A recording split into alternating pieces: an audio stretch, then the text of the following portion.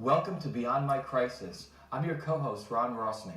And I'm Vivian Gaspar. We are here today to help you overcome and, of course, conquer the fears that hold you back in life, and especially remind you that it's not just you who's affected when you have fear. It's those who love you and rely upon you. Today we have with us Kalliope. She's a best-selling author of 3 books, and she's an expert in personal development and peak performance strategies. She helped thousands of people become better spouses, parents, and succeed in business. Went from pro golfer to doctor of acupuncture to phobia relief expert. Thank you, Kalliope, for joining us today. Thank you so much for having me, Vivian and Ron. Well, I think for the fear that we had talked about before was about business, how to succeed in business. There's a lot of people that may have jobs that they're not satisfied with and they want to launch. How do we get started? How do people overcome that hurdle? First, by thinking about what it is exactly that you want, because a lot of people stay too often what they don't want instead of what they do want. I don't want to be poor. Well, what if instead you start saying, I want to have a better lifestyle for myself, my family, my kids? Because when we set direction for the brain, it starts knowing intuitively what to do. Because you can't get rich sitting in front of the TV watching the Shark Tank. So use language that promotes a positive thought process, not a negative thought process. That's right.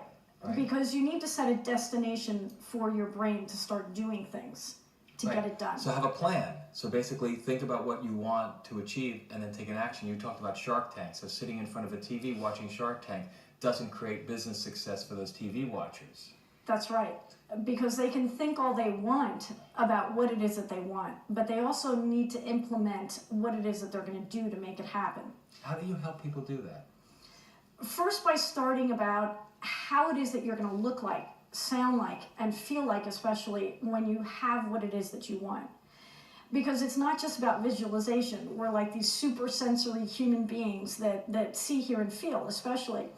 And when you can actually taste what it's like to have the wealth that you want in your life, not just with money, but the intimacy, maintaining the intimacy with your family, your wife, your kids, and your friends. And really it's just balancing everything. So I have a question. So often we hear about the coined phrase, fear of success. Is that real? To me, it just sounds crazy. Why would you be afraid of succeeding? There's a woman named Virginia Satir, who was a family therapist many years ago, and she coined the fact that the greatest instinct in people is not survival. The greatest instinct is keeping things familiar. So that when people are in a rut or things are not going their way and they just feel like, oh my God, nothing ever happens right for me. Well, the truth is that if they start thinking about, oh my goodness, if I do actually have what it is that I want, I'm going to look, feel, and sound amazing, not only to myself, but to others. And so that way, just by thinking about it, it builds in a familiarity. So believe in your success is the key. Well, you need a strategy for one. You need a knowing how to do this. How am I going to do this? And I don't think that there is one recipe for any success, anybody's success. It's having a strategy and believing that you can. And once you know that you can, well, what is it that you're going to have once you do it? But as a phobia relief expert, let's go back to this situation that you have the fear of success, but then you have the fear of failure. How do you see those two either correlating or being different, and which is more prevalent in people? It depends on the individual, which one's prevalent. I think overall, it's a fear of actually feeling that good. Because for so many people, they're not used to having these incredible feelings of feeling good. So give me an example. If we're going to help people feel good, what could someone do today to start practicing to feel better?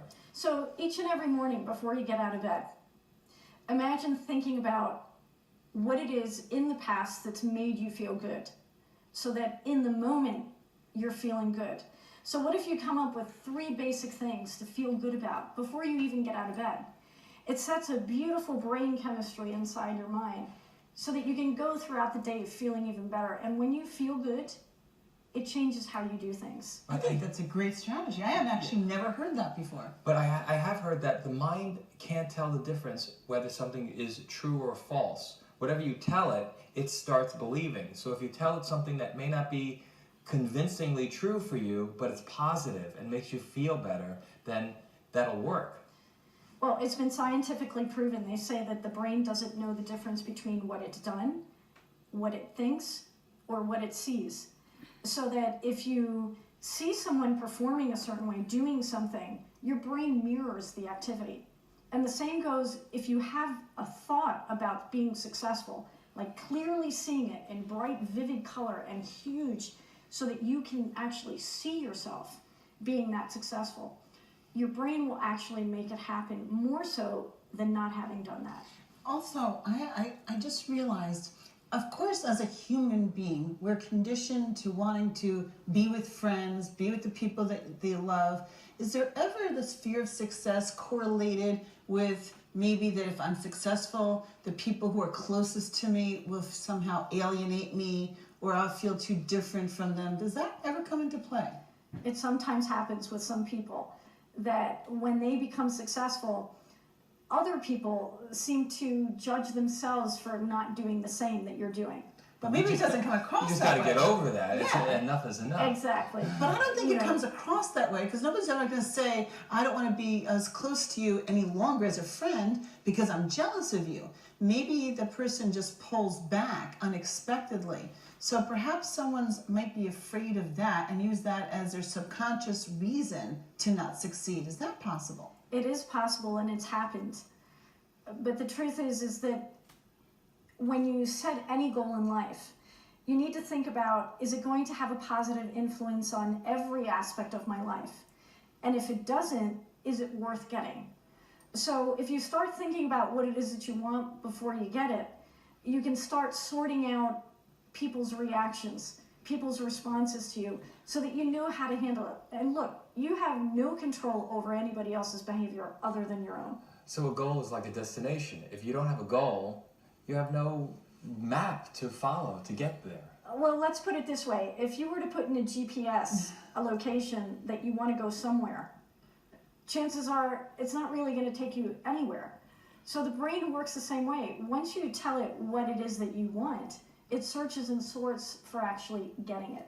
Right, so instead of couch potatoes sitting in their chair watching TV and getting that dopamine rush, feeling good because the brain can't tell what's real or what's fake, we're telling people to get up and actually live the life, take the action, get into business, be involved with family in a positive way. That's right. And it's all about how you think, which Dr. Richard Bandler says it's how you think that changes how you feel, which then changes how you do things. So what is another strategy to help make sure someone sticks with it? Because of course, fear comes and goes. I mean, just when you think you might overcome it, doesn't it perhaps creep back in at different points as you progress? Well, it can. And the truth is that the more aware you become of that sort of thought, because it can happen with anyone, that, oh, am I really doing the right thing? But the truth is that you can judge at the moment if you are or if you're not. And if you keep going and thinking of the goal in mind, it'll propel you into actually getting it done. So some people have phobias that are PTSD, that are really, they get anxiety ridden. They're on medication like Xanax or Klonopin or something like that. What do you suggest these people start changing? How do you fix that? So anyone who's on any sort of medication needs to, of course, go to a doctor to see what the best thing to do is, stop it or start it or anything in between. But one of the things that can change brain chemistry is simply changing how you think. For instance, if I say, think of a wonderful time in your life, you feel a certain way. But if I say, think of a time in your life when things didn't go so well, instantly you feel different. So just by changing how you think, it changes the brain chemistry. What would you give someone as 2 or 3 pieces of nuggets, and if they start on this journey and they're determined, but everything has its ups and downs, you have setbacks, you have little successes. But as people go through this process of having a business, once they start it, and then making that a very successful business, what is there as a standard, maybe operating procedure of keeping a positive outlook to be persistent with what they want? Is there anything you could tell us there? I would suggest that in any avenue that you take to build a business, that you make sure that all aspects of your life remain in balance, so that one thing doesn't affect the other. So that at least, okay, you're busy at work, but just make sure you remain connected with your children, your family, your partner, whoever it may be, so that you continue being a great spouse or you've got to parent. balance life, business, family, personal health. Exactly, because a successful business person may lose contact with their family and realize 18 years from now, oh my God, I didn't even know, I don't know what happened with my family. I don't know who they are. Is it that you don't like them? I'm sure that's not the cause, right? So you want to maintain some sort of connection deeply with yourself so that it resonates with the rest of your life. And you help people with this personally. Yes, I do. And basically I guide people into what it is that they want. I actually have them see on paper how it's going to look like, as like well a vision board, a dream board? I call it a circle. Yeah. And how is this any different? And different pieces of the pie represent different pieces of their life. And so I have them put a gauge to it by numbers and how it looked in the past, present, and future. So you've got a system that you feel really can prepare people and catapult people into success and phobia-free life. And I have, absolutely, because there's no reason to suffer or no reason to hold yourself back from having the true wealth that you deserve. And of course, it's not just about wealth, because a lot of people have a negative connotation when, they may have heard phrases when they were very young as to negative things about people who are wealthy, right? That may also attribute to them holding back, because they don't want to end up being that negative connotation that they were raised with.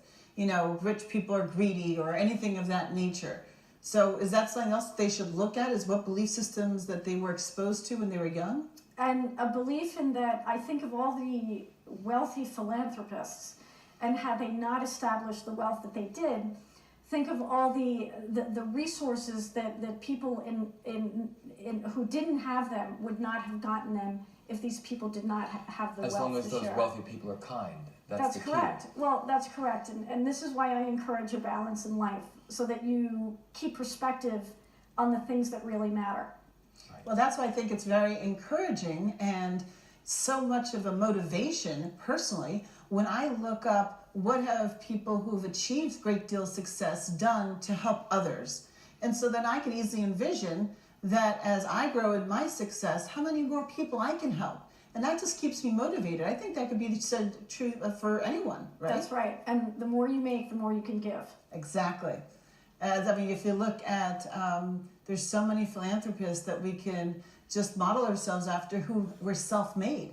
So I think that's a very good way to keep that motivation going. That's right. And there's so many of these millionaires and billionaires whose previous businesses didn't do so well, but it never held them back, because there is no such thing as failure. There's always something to learn from any experience. Right, so let's fail a few times and keep moving forward, because that's the direction towards success. That's right. Just like Thomas Edison, right? The light bulb, the 10,000 failures until he just made that tweak, and then success for all of us. That's so right. he failed way more than he succeeded. Which is something we should all remember. There's how many times have business owners failed tremendously, but you don't hear about that. You only hear about the ones when they do achieve success. So that's resilience. And they figured out how it doesn't work, so that they figured out how it really does work. So learn from your mistakes or repeat them over and over again. And so that if they're repeated, you can at least propel yourself in the right direction. Right. To get the wealth. With awareness. Absolutely. Yeah. It's a better way to contribute in helping the population and the society around you. And that's important. Yeah, and you're teaching them to fish rather than getting fish. Right, especially, how many small business owners give jobs to others? It's what, I believe 45% of the population is employed by small business owners. And it's a crux of our economy that needs to be nurtured and fostered and make sure that we get it going even more. And especially these days, it's so easy to open up your own business online. Oh. You don't even have to, and it's something that people can start after they come home from work. Start off part-time to help That's it right. foster You and could grow. set up a WordPress site for a few $100s and sell items there. And there you go. And you know, it's a start to a beginning and then it's important to figure out what it is that you need to continue to actually maintain the business. Because too often people say, well, I want to start a business. Okay, but they don't look beyond that. Well, thank you very much for coming Yeah, to this help is great. everyone Yeah. how to not to start a business, but to overcome the fear in getting that first step, second step, and the ongoing fears that you'll face throughout the whole process. Yeah. Thank you, Kalliope. Thank you for having Thank me. you. It's been wonderful.